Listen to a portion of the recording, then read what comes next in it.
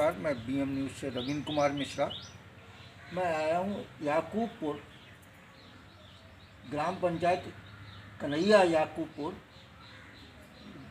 विवेक राजपूत जो है प्रत्याशी हैं, इनसे बात करते हैं। विवेक जी कैसे हैं? सर ठीक है, आप कैसे हो? बहुत बढ़िया है, फर्स्ट क्लास। अच्छा बेटा, हमें ये बताओ, आप ये चुनाव क्यों लड़ रहे हैं? सर जनता की सेवा के लिए लड़ रहे हैं। जनता की सेवा के लिए या अपने घर बनने के लिए?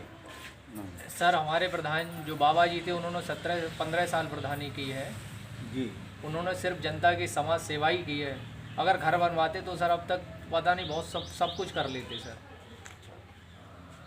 तो सेवा तो और तरीके से भी हो सकती है, क्या जरूरी है प्रधानी का पद ही लेके जब सेवा करें? देखिए, हमारे बड़े बूढ़े जो बुजुर्ग हैं, जो हमारे बाबा जी जो एक्सपायर हुए थे, उसके बाद जो उपचुनाव हुआ है उसमें किसी मतलब हर एक प्रकार की धांधलगर्दी हुई है। उनके सिर्फ मान सम्मान के लिए हम ये चुनाव लड़ रहे हैं। अच्छा, आप हमें ये बताएं कि यदि चुनाव जीतते हैं तो लोगों को किस तरह से आप संतुष्ट करेंगे? देखिए, हम अगर चुनाव जीतते हैं, हम लोगों को हर एक प्रकार से संतुष्ट करना चाहेंगे। जिस प्रकार की उनकी कोई भी प्रॉब्लम होगी वो सॉल्व करेंगे, और जिस जिस हिसाब से उन्होंने मुझे चुनना होगा। नहीं, आप प्रधान हो गए, हाँ ठीक है, हम उस हिसाब से बात कर रहे हैं कि जब आप प्रधान हो जाएंगे तो उस समय फिर जब प्रधान बनने के बाद लोगों के लिए क्या क्या काम करेंगे? देखिए, लोगों के लिए फर्स्ट ऑफ ऑल हमारे गांव में ये रास्ता है जिसके लिए पानी का कोई निकास नहीं है, और वहाँ पे काफ़ी जगह पे पानी जल भरा हुआ है। अभी जो मौजूदा प्रधान थे, उन्होंने ऐसा कुछ नहीं कदम उठाया जो हमारे गांव की समस्या का समाधान हो सके। और हमारे जो गरीब भाई हैं, उनके आवास मतलब घर नहीं, घर कच्चे बने हुए हैं।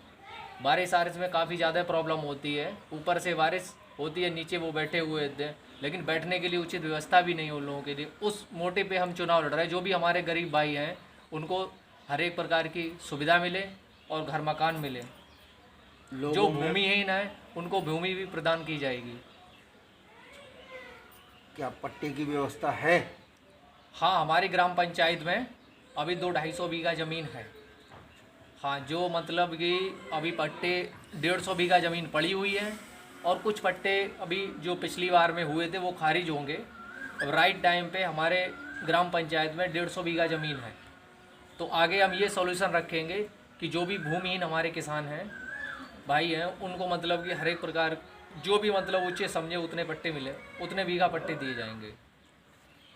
अच्छा, हमें ये बताएं, आपके यहाँ शिक्षा की स्थिति क्या है?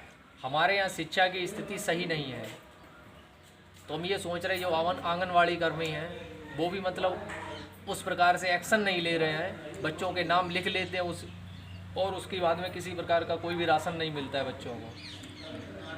राशन मुख्य उद्देश्य नहीं, मुख्य उद्देश्य शिक्षा होना चाहिए, और शिक्षा पे आपका क्या रुझान है?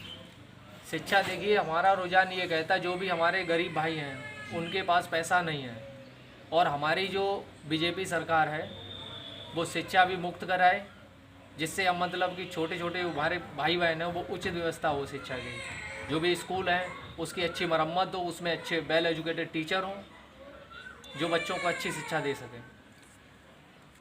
चलिए, अच्छा हमें ये बताएं, आपने बीजेपी का नाम ले लिया है तो बीजेपी से संबंधित बात कर लेते हैं। आप योगी जी से कितने संतुष्ट हैं? योगी जी से हम बहुत अच्छी तरीके से संतुष्ट हैं, और योगी जी और मोदी जी हमारे जो है ना मतलब परम पूजनीय हैं, आइकॉन हैं। हाँ, आप आदर्श उनको ही मानते हाँ, हैं? हम आदर्श उनको ही मानते हैं। उन्होंने हमारे गरीब किसानों के लिए जो भी पैसे वाले थे वहाँ पे नोटबंदी की है। नोटबंदी मतलब मेन मुद्दा नहीं है, मेन मुद्दा ये है जो भी हमारा जो ब्लैक मनी है वो खिंच के आई है।